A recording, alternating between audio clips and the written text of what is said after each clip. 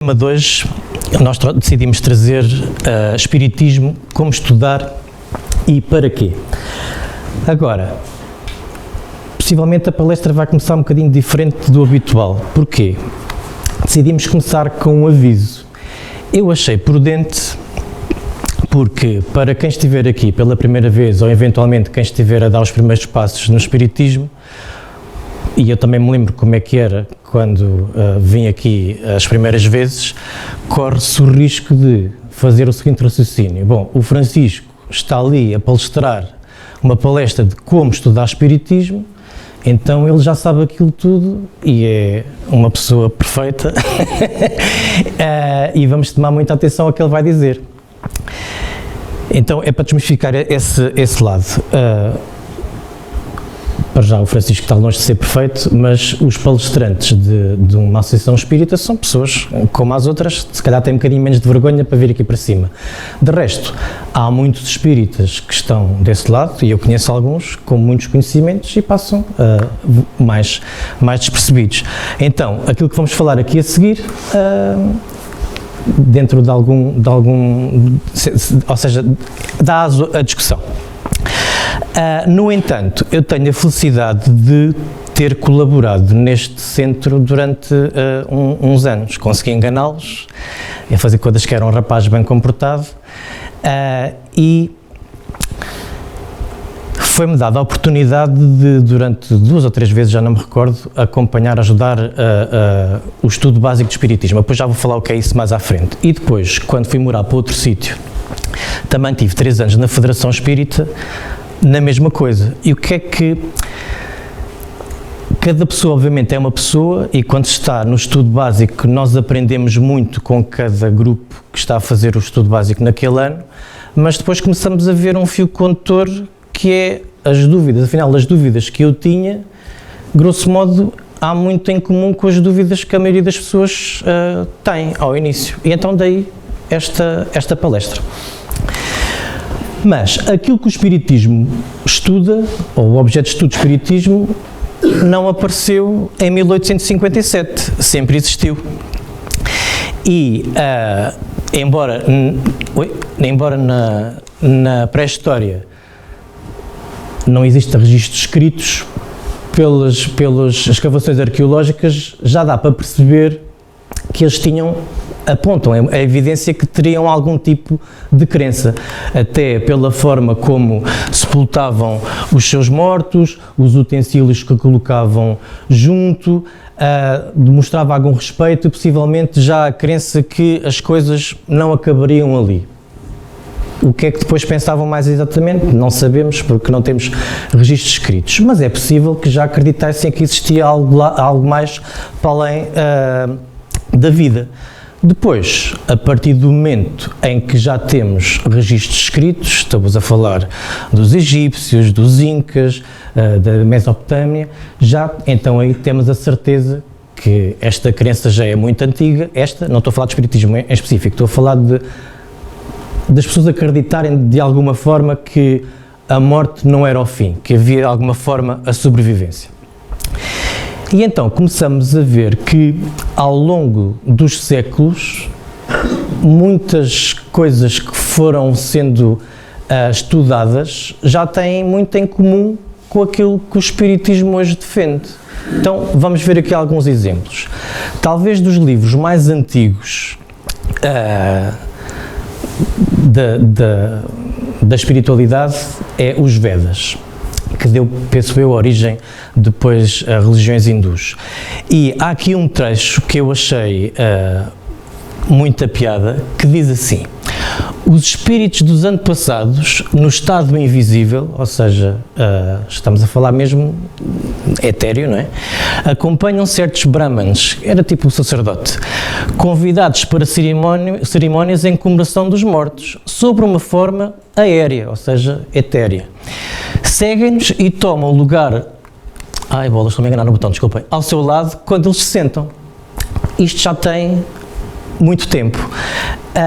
Como vemos desde há muitos séculos atrás, que o homem já tem esta crença que algo mais sobrevive quando algo sobrevive após a morte do corpo físico. Na Grécia Antiga, Sócrates e Platão já existiam a pré-existência da alma, isto é importante, ou seja, a existência da alma antes do nascimento do corpo físico. Algumas religiões associam que quando o bebê nasce é quando a alma também nasce, entre aspas. Eles também já defendiam a existência da reencarnação, daí defenderem também a pré-existência da alma, ou seja, que a alma já existia em outras existências. Interessante. E também na possibilidade da comunicabilidade dos espíritos, que lhes davam o nome de daemons. Também na Grécia Antiga temos os registros das pitonisas, que basicamente eram médiums, não é? Vamos colocar de parte alguma fraude que pudesse existir, não sabemos.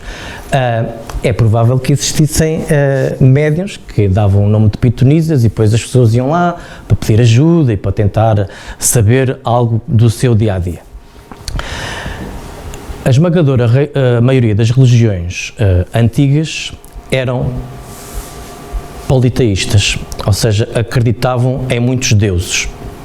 Talvez aquelas duas que nós ouvimos falar mais são os gregos e os romanos, que curiosamente tinham os deuses muito parecidos, só ia mudando o nome, na sua maioria. Então havia o deus da guerra, o deus do vinho, o deus disto, o deus daquilo, ou seja, havia deuses para tudo. E eu fui buscar isso porquê? Portanto, isto ao longo de muitos e muitos séculos. Mais ou menos há 4.000 anos atrás, Moisés trouxe uma ideia que para nós agora parece banal, mas que foi um grande passo em frente, que foi a ideia da existência de um Deus único. E passámos para o monoteísmo, fomos passando aos poucos, porque entretanto as coisas vão acontecendo lentamente. E se nós pensarmos bem,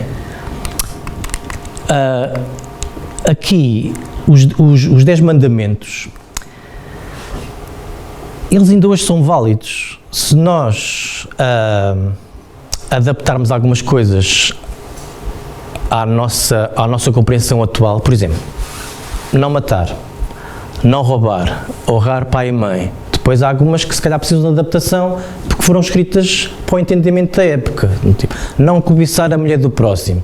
Se fosse hoje, se calhar era a mulher e o homem, né? Na altura é que pensava-se dessa maneira. Mas juntamente com estas ideias válidas que sobreviveram ao longo do tempo, até hoje continuam válidas, vieram ideias acessórias para as pessoas daquele tempo, possivelmente nós, entenderem.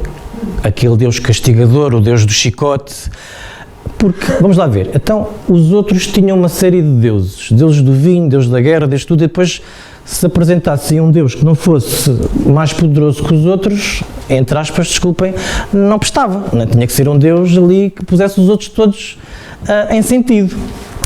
E então, juntamente com estes 10 mandamentos e estas leis morais que ainda hoje estão atuais, veio a ideia de cortar a mão a quem roubar, olho por olho, dente por dente, enfim, que era para meter as pessoas na linha. Mas na época já existia mediunidade, que até há quem defenda que Moisés proibiu a mediunidade. Mas será que proibiu mesmo? Eu trouxe aqui um trecho da Bíblia, que até fui cortando para não ficar um texto muito grande, em que se pode ler o seguinte: Então correu um moço e anunciou a Moisés e disse: Eldade e Medade profetizam no arraial.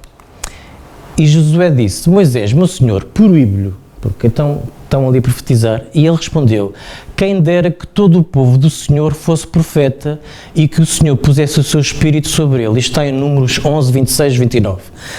Ou seja, isto de profetizar era reuniões mediúnicas. O que é que Moisés proibiu de facto?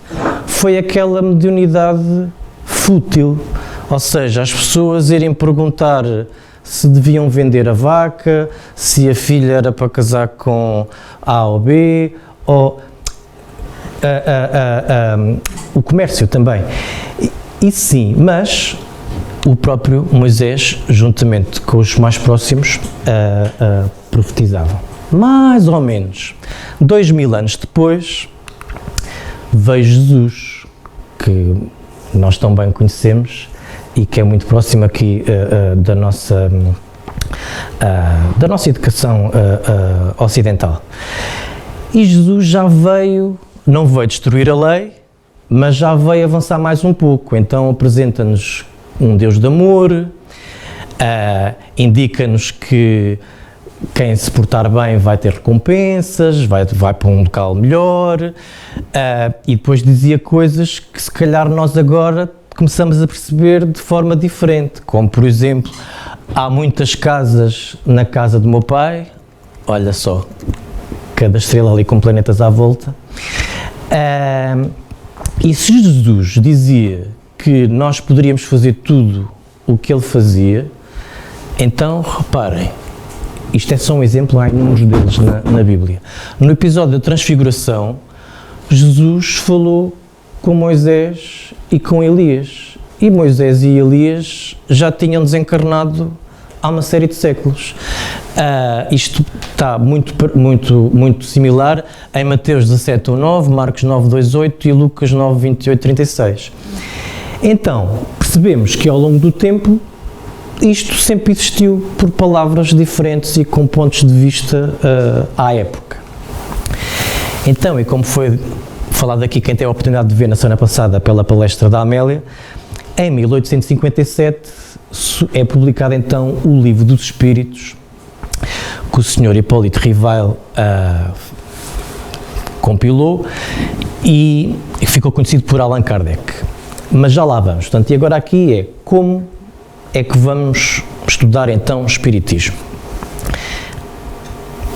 Já voltamos ao Allan Kardec, mas primeiro vamos fazer uma pergunta. E porquê que é importante como estudar o Espiritismo? Porque nós agora, especialmente agora nos anos mais recentes, nós temos uma coisa muito boa, mas que ao mesmo tempo causa problemas, temos imensa informação, de tal forma que e temos acesso a muita informação na palma da mão, num telemóvel, num computador, ligando-nos à internet, por exemplo. E a internet é um mundo, e há lá de tudo, coisas muito boas e coisas que nem por isso, em qualquer assunto.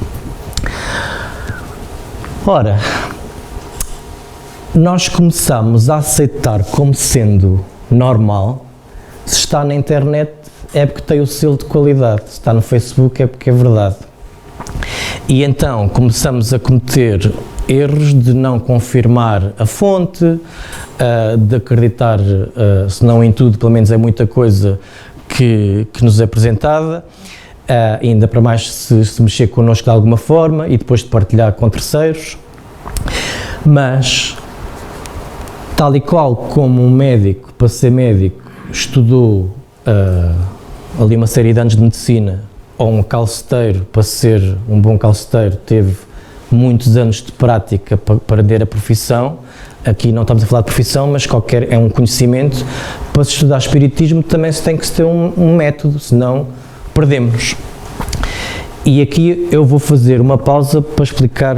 Aqui os mais antigos já me ouviram contar isto, mas eu vou repetir porque há aqui muita gente nova que não me conhece e vai ouvir a história pela primeira vez. Nós às vezes criamos histórias tão fantásticas na nossa cabeça em que acreditamos que transformamos a realidade. Eu vou-vos contar a primeira vez que eu vim a um centro espírita. A primeira vez que eu entrei num centro espírita foi exatamente aqui. E a configuração da sala era um pouco diferente do que é hoje. As cadeiras estavam todas encostadas a este lado da parede, ou seja, o corredor que agora está no meio era encostado àquela parede. E eu cheguei um bocadinho atrasado, eu vinha muito nervoso, e eu pensava que era espírita na altura. Tinha assim uns conhecimentos de umas coisas que eu tinha lido para aí. E eu pensava que era espírita e tal, e disse, não, deixa lá e ver o que é que eles sabem ali. Então eu cheguei um bocadinho atrasado e fiquei muito assustado porque isto estava cheio, eu não estava à espera de ver aqui tanta gente. Pois houve aqui alguém, quando eu entrei ali, houve aqui alguém que me disse que eu tinha um lugar lá ao fundo, e eu fui para ali, porque estava cheio e estavam pessoas em pé, junto à parede. E então, o único lugar vago que havia era em pé, ali mesmo ao fundo da sala onde estão aqueles cortinados. Não sei se serão os mesmos ou não, mas se não são os mesmos, eram parecidos. E eu fiquei ali em pé, ainda bem que era mesmo para trás da sala, quanto mais atrás fosse melhor, que eu queria estar muito longe. E quem estava a dar a palestra nesse dia era a Dona Amélia. E então a palestra era... Foi a Dona Amélia que me enganou. A palestra era o guia protetor, o anjo da guarda, como é chamado na Igreja Católica. E eu comecei a ouvir a Dona Amélia e aquilo que ela estava a dizer fazia-me sentido. Só que eu, ao mesmo tempo, estava em luta comigo mesmo, porque havia coisas que, para mim, não estavam a fazer sentido nenhum, que era, isto já não me recordo bem, se era fim de setembro, se princípio de outubro, mas ainda estava assim um tempo mais ou menos, mas já apetecia casaco. E então eu estava ali a gostar da palestra, mas estava escandalizado, porque é que eu estava a pensar? Então, se aquela senhora está ali a palestrar, é porque já tem que saber alguma coisa daquilo. Então ela está vestida com um casaco preto, não sabe que o preto que chamam os espíritos maus, não é? Vejam bem o que é que vinha na minha cabeça. E depois, como isto estava cheio, as janelas estavam um bocadinho abertas, para correr o ar. E atenção, porque eu estava em pé ali junto ao cortinado. E eu, no meio destes pensamentos todos, e sempre com medo de alguma coisa, veio uma brisa de vento e o cortinado abraça-me. Pronto. E foi uma sorte eu não ter dado ali um grito, porque pensei, pronto, os espíritos já vão tomar conta de mim. E ainda bem que quem tomou conta de mim foram as pessoas que estavam aqui no centro, porque entretanto depois fui fazer o estudo básico de espiritismo e comecei a perceber que eu não sabia era grande coisa sobre isto e comecei então aí a estudar. E por esse motivo eu decidi fazer aqui uma brincadeira, uma analogia. Fui buscar a minha profissão, não se assustem, eu não vou ser maçador, mas fazer um paralelo entre a minha atividade profissional e o espiritismo para nós vermos aqui um ponto em comum, que é, eu trabalho em equipas de desenvolvimento de software, qualquer tipo de software, para telemóveis, computadores, o que seja, desde os mais simples assim aos mais complicados. E, grosso modo, há duas metodologias para desenvolver software, as metodologias ágeis e as em cascata. Pronto, não vamos entrar por aí, que isso depois dava aqui era muito maçador. Mas o que é que estas metodologias fazem? São, de uma forma, grosso modo, são formas de organizar as equipas de maneira a que depois o produto que estamos a desenvolver que fique bom, que fique sem erros e que seja aquilo que era pretendido. No meio disto tudo, independentemente da forma como se escolha trabalhar aquele software, desenvolvê-lo, o mais importante de tudo é o levantamento de requisitos. E o que é isso? Existem umas pessoas que vão falar com quem tem a necessidade e muitas vezes nem sabem bem o que querem. Sabem alguma coisa, mas é preciso ajudá-los. E eles dizem, olha, eu quero um software, por exemplo, para telemóvel, que faça isto, aquilo, aquele outro, frito e cozido.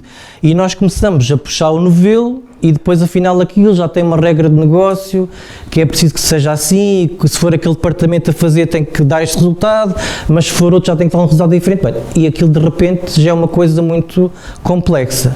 Mas, se a pessoa que faz o levantamento de requisitos e que explica tudo tintim por tintim, para os programadores fazerem, cometer um erro ou perceber mal as coisas ou não fizer as perguntas todas, o que é que vai acontecer? Vai haver um programador que vai dizer assim, olha, e aqui o botão aqui do lado direito, só para facilitar, é como? É azul, põe azul, não sei, mas põe azul, deve ficar bem. E depois quando se vai apresentar aquilo ao cliente final diz, não, eu queria um botão cor-de-rosa. Falha no levantamento de requisitos, ou seja, tudo o que falhar aqui na base vai dar problemas lá à frente. E lá à frente pode ser em qualquer sítio. Pode ser no Windows que tem em casa, numa aplicação de telemóvel, qualquer coisa. Isto é interessante porquê? Vem-me isto à cabeça. No espiritismo, normalmente as pessoas chegam pela primeira vez a uma sessão espírita ou pela dor ou pelo amor. Isto traduzido por outras palavras é, ou porque, enfim, todos nós temos problemas, mas alguém que teve mesmo imensos problemas e está muito perdido e vem em busca de algum auxílio, de algum consolo, ou então é alguém que vem pela curiosidade de, então, mas o que é que eles estudam ali? Deixa cá ver o que é que eu posso aprender. No entanto, para não entrarmos no campo do achómetro e para não ficarem como o Francisco, que achava vestir preto, que chamava os espíritos maus, é preciso estudar, de facto, o que é espiritismo e como é que se chega lá. Há imensos livros e acho que, enfim, por exemplo, mais no Brasil, por exemplo, há uns anos atrás, algumas editoras descobriram o filão dos espíritas e começou a haver muitos livros, muitos com qualidade, mas outros, enfim, então nós temos que começar pela base para então nós, com o pensamento crítico, conseguirmos distinguir o trigo do joio. E então qual é a base? E esta é mesmo obrigatória. Allan Kardec.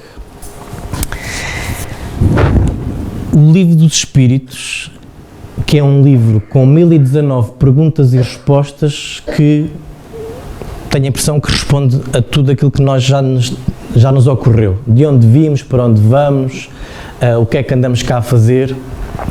É um livro interessantíssimo.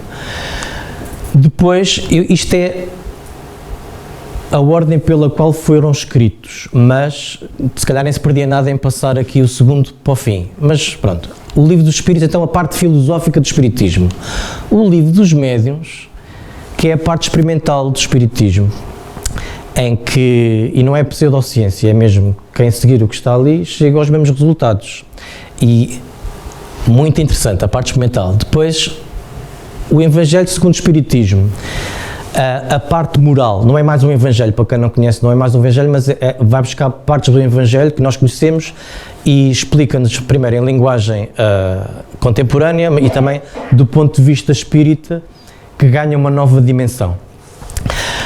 O Céu e o Inferno, um livro também muito bom, em que, uma descrição breve, tem alguns conceitos como o que é o céu, o que é o inferno, se isso para o espiritismo existe ou não, e muitos outros conceitos. E depois a segunda parte do livro são então depoimentos de pessoas que já passaram para o lado de lá da vida e que vêm contar como é que estão do lado de lá.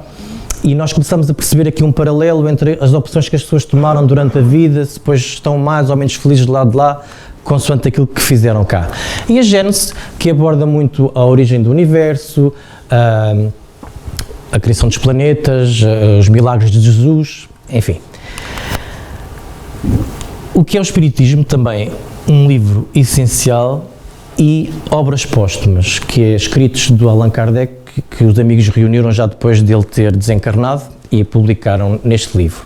E existe ainda outro livro de Allan Kardec, que é A Viagem Espírita, de 1862, penso eu, em que é muito interessante esse livro, porque ele vai abordando uma viagem que ele fez por França, em que ele vai abordando não só o que ele falava com os espíritas da época, e nós conseguimos ter ideia de quanto fervilhava aquilo e as instruções que ele dava, os conselhos, muito bom. Mas, para além disso, ele de facto teve uma obra gigantesca. Após 18 de abril de 1857, ou seja, fez agora 165 anos,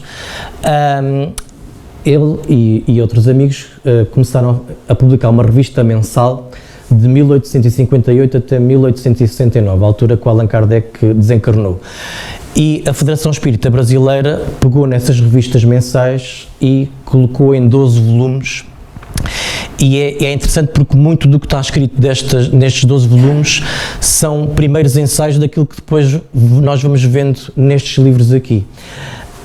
Então, só aqui já temos livros imensos, muita informação. Isto de facto é a base, é o pilar. Mas temos outros livros. Vamos dividir isto entre autores clássicos e autores mais contemporâneos. Não é o caminho único, atenção. Portanto, para além destes que eu falei ainda agora, eu depois vou passar brevemente por cada um dos autores, mas para já vamos só dizer os nomes. Os clássicos a ler: livros de Leon Denis, Ernest Bozano, César Lombroso, Gabriel Delanne, Charles Richer, Camille Flammarion. Alguns deles são ainda contemporâneos de Allan Kardec e outros, o que eles têm todos em comum é a qualidade da obra e a investigação espírita. Mais próximos de nós, em termos de mais recentes, José Herculano Pires, Hernani Guimarães de Andrade, Chico Xavier, Divaldo Franco e Ivone Pereira. Porquê é que eu pus esta ordem? Tem algum mal eu começar a ler, por exemplo, livros do Chico Xavier? Não tem mal nenhum. Agora, lá está. Acho que isto até foi há 2 semanas atrás. Na palestra que foi aqui feita, houve alguém que fez a pergunta, algo relacionado, já não me recordo bem, com o umbral.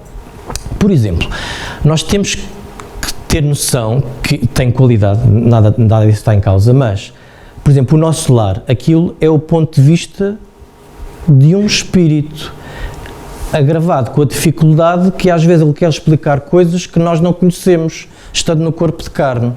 E então às vezes nós, olha, por exemplo, o umbral, aquela parte em que há a confusão após a morte, em que alguns espíritas transformaram como se seja o inferno dos espíritos. Ou aqui também um livro da Ivone Pereira, uma psicografia que ela recebeu, que deu origem a um livro que é Memórias de um Suicida, em que ele fala em algo muito semelhante, que é o Vale dos Suicidas, algo muito pesado e tudo mais.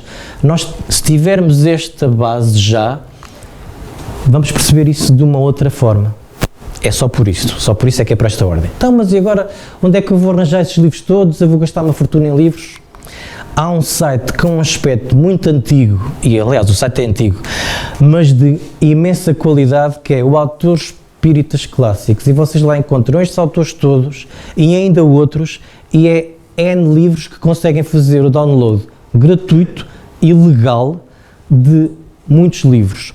Depois, claro, ou têm que imprimir, ou então têm que ler no computador, que se calhar não faz tão bem à vista, ou então, olhem, um e-book reader que não faz mal à vista e dá para ler imenso, consegue buscar muitos livros gratuitos. Ou então, claro, numa associação espírita conseguem esses livros bastante mais baratos, ou se preferirem, numa daquelas livrarias que toda a gente conhece, aí são bem mais caros.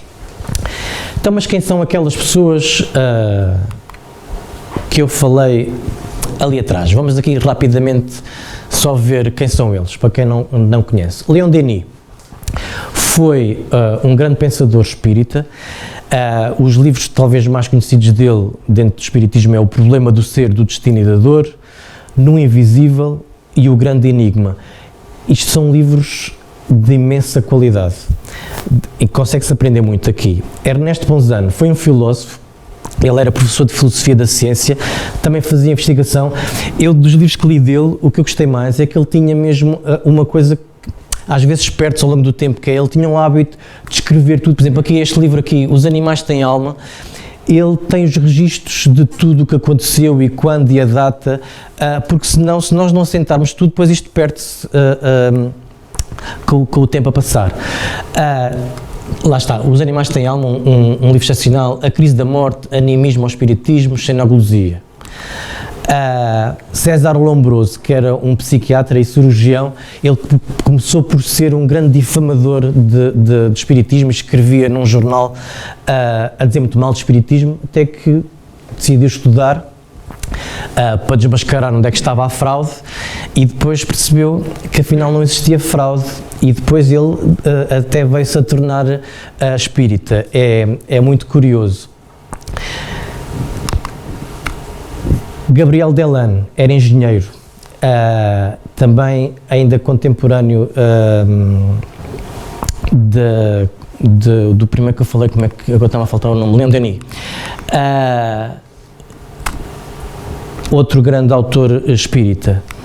Charles Richer, que foi médico, ele foi Prémio Nobel da Medicina e fez algumas investigações dentro do tema do espiritismo, livros um bocadinho mais técnicos, mas muito bons também. E por fim, o Camille Flammarion, que era astrónomo e pesquisador, também tem vários livros dentro desta temática.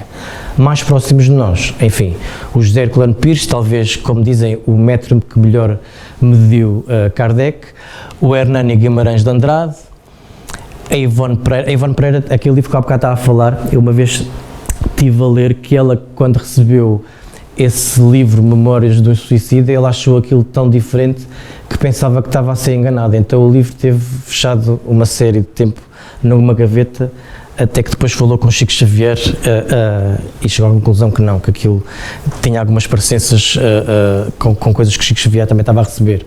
Chico Xavier, que psicografaram através dele 400 e muitos livros, ficou com 0 cêntimos. Porquê? Não tinha sido ele que escreveu, não ficava com o dinheiro para ele.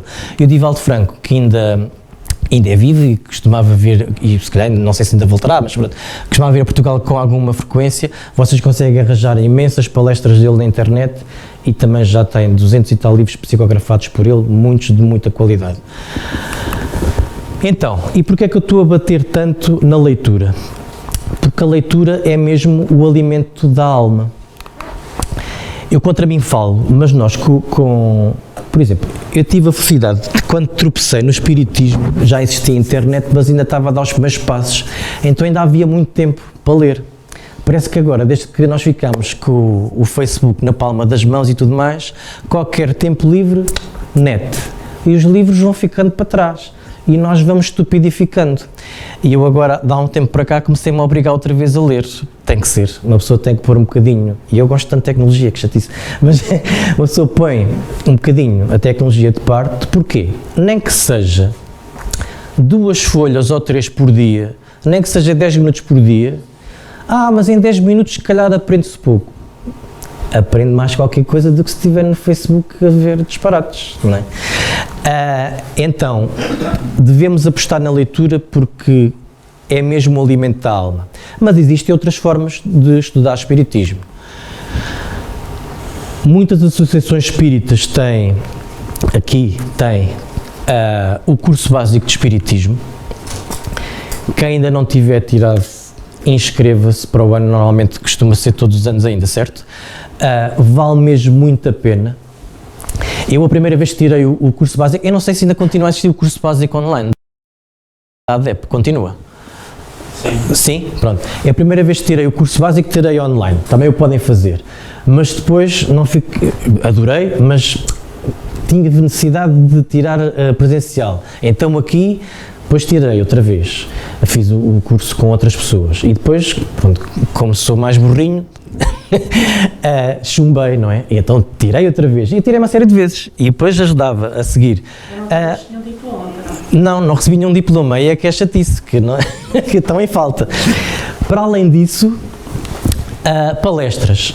Mas aqui palestras não se limitem só a palestras. Porquê? Porque sem ter a base da leitura, como os palestrantes não são perfeitos, às vezes nós cometemos alguma coisa que não é bem assim.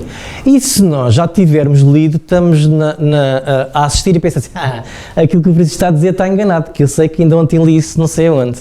E é preciso ter esse espírito crítico, isso é muito importante. E, para além disso, pequenos cursinhos, chamamos cursos, mas workshops para aprendermos. Esta Associação Espírita também costuma fazer alguns com frequência, vão estando atentos, inscrevam-se, aprende-se sempre bastante, E depois coisas como, por exemplo, já há 2 anos penso eu que não existia e que este ano vai voltar, a Jornada de Cultura Espírita é já para a semana. Quem não se tiver, eu este ano, com muita pena minha, não estou cá, mas isto costuma mesmo valer a pena. Quem não se tiver inscrito, aconselhava até porque vão ali palestrantes e temas espetaculares que de certeza que se vai aprender muito. Lá está, mais uma vez com um sentido crítico, para quê? Para então começarmos a pôr para trás das costas algumas ideias que a sociedade em geral liga ao espiritismo e que afinal de espiritismo tem pouco ou nada. Como, por exemplo, a leitura de cartas, deitar búzios e dizer que ajudam assim frito e cozido em troca de dinheiro, ou então não, eu não levo nada, deixa aquilo que quiser, que ainda é pior, a pessoa depois fica, quanto mais deixar, se calhar mais hipóteses tem de resultar.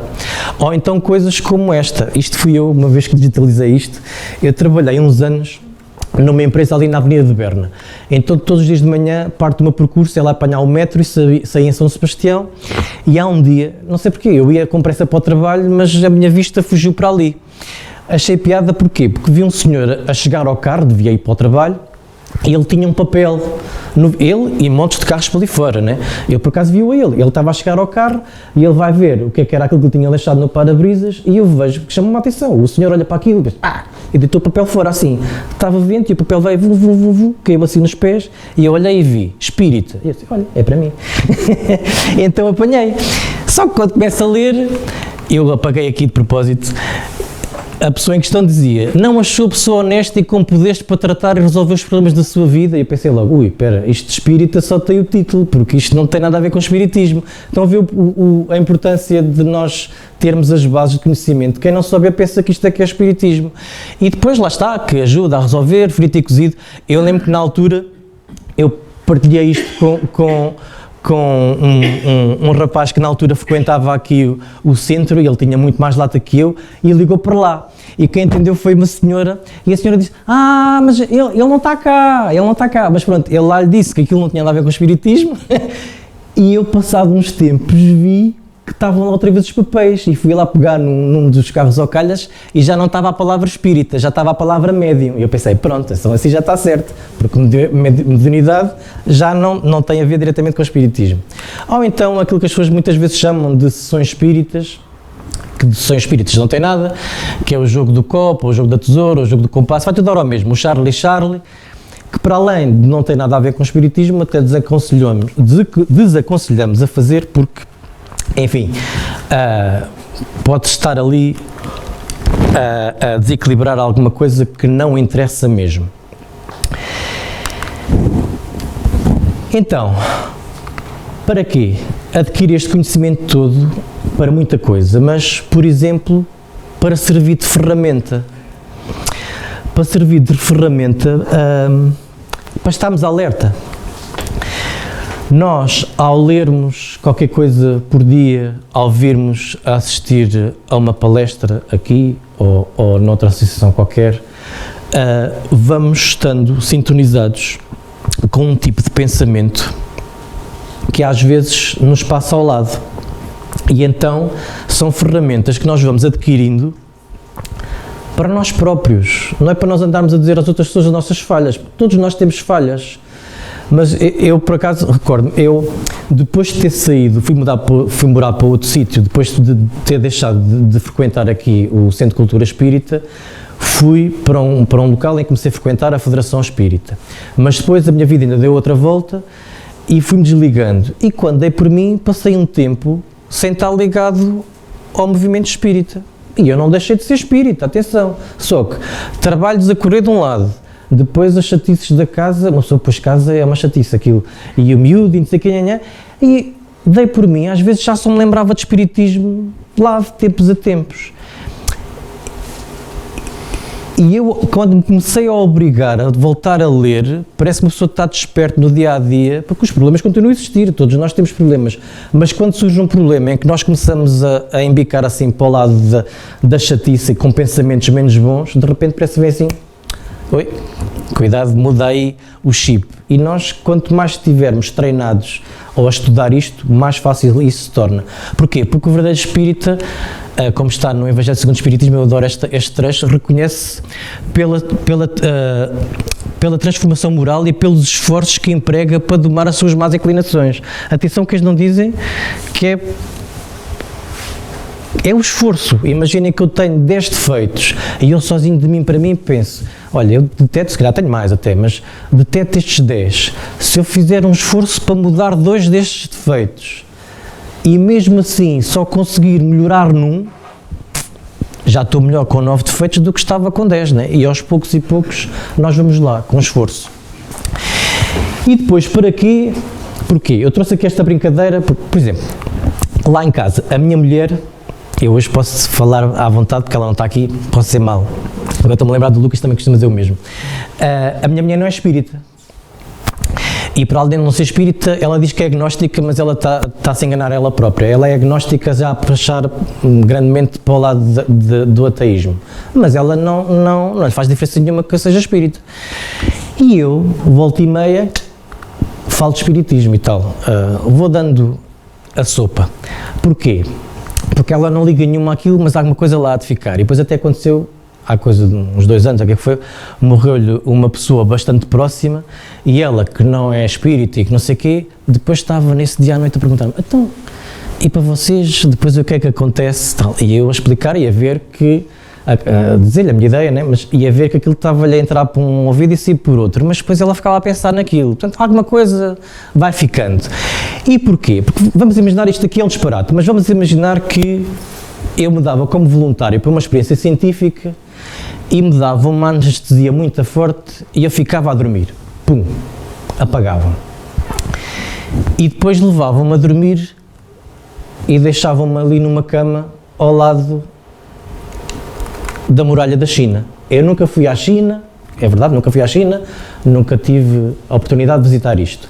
No entanto, nós, como temos internet e vamos vendo uns documentários, eu quando olho para esta fotografia eu reconheço logo que isto é a muralha da China. Mas vamos imaginar que eu nunca tinha ouvido falar da muralha da China, nunca tinha visto fotografias da muralha da China, quando eu acordasse ia ficar-me baralhado, assim, então espera lá, onde é que eu estou? Que muros são estes? E ainda por cima ali para aquelas serras de dentro e tudo mais, eu ia ficar muito aflito. Ao contrário, já nunca lá tendo ido, mas já tendo ouvido falar da muralha da China e ter visto fotografias, eu quando acordasse ia estar muito baralhado na mesma, como é que eu vim aqui parar? Mas de repente, espera lá, aquilo é a muralha da China. Isto é um exemplo um bocado disparatado, mas é para nos dar a entender o seguinte, nós, ao ler sobre este tema, quando chegar a nossa hora e há de chegar a todos, se calhar depois vamos nos aperceber mais rapidamente do que é que se está a acontecer connosco. E é por isso que eu também falo lá em casa, que depois pode ser que também ajude. E também, esta parte aqui já falei, também para nos afastar de quem é espírita, também tem depressões, como outras pessoas, né? Se calhar vamos estando mais despertos para ver as coisas de outra maneira e sair dos buracos de outra maneira. E que felicidade que é perceber que, afinal, não há pecado, não há castigo, há responsabilidade dos atos que nós vamos fazendo, sim senhor, mas isso também, nós no local de trabalho, se fizermos algum disparate, também sofremos as consequências, de quanto mais não seja um puxão de orelhas do chefe. Mas é interessante nós percebermos que não há inferno, ou pelo menos não vamos para o inferno para sempre, não é? E o inferno é um estado interior. Por exemplo, eu se desencarnasse agora e tivesse feito muitas patifarias, eu poderia estar aqui a viver um verdadeiro inferno e a Dona Amélia está aqui mesmo a pé de mim e estar no céu. Enfim, porque é uma pessoa com muito mais juízo. E também para nos mostrar que a vida vale a pena ser vivida e com alegria e com ânimo. E se nós estivermos a pensar nos nossos problemas, e agora cada um de nós começasse aqui a contar os nossos problemas, saímos daqui para a semana, é ver os pontos positivos das coisas menos boas que nos vão aparecer no caminho, porque essas pedras é o que nos fazem crescer e é o que nós necessitamos para evoluir. E por fim, também, o mais importante, a penso que uma vez também já tinha falado isto, para esclarecer e para consolar, que bom que é nós termos a certeza que a vida continua, que aqueles que nos são mais próximos e que já partiram, que nós vamos vê-los mais cedo ou mais tarde e que os laços não se perdem ao longo do tempo. Isso é um grande consolo, saber que às vezes pessoas que já foram antes de nós e que são muito próximas, nós temos aquela ideia de que por vezes nos vêm visitar e mesmo que nós não tenhamos essa noção, nos dão ali um abracinho. E isso é muito bom. Desta vez não trouxe bibliografia porque eu falei de tantos livros no estande que nunca mais daqui saímos, era um comboio, mas foi isto o tema que eu trouxe. Ainda sobrou aqui um bocadinho, por caso haja algumas perguntas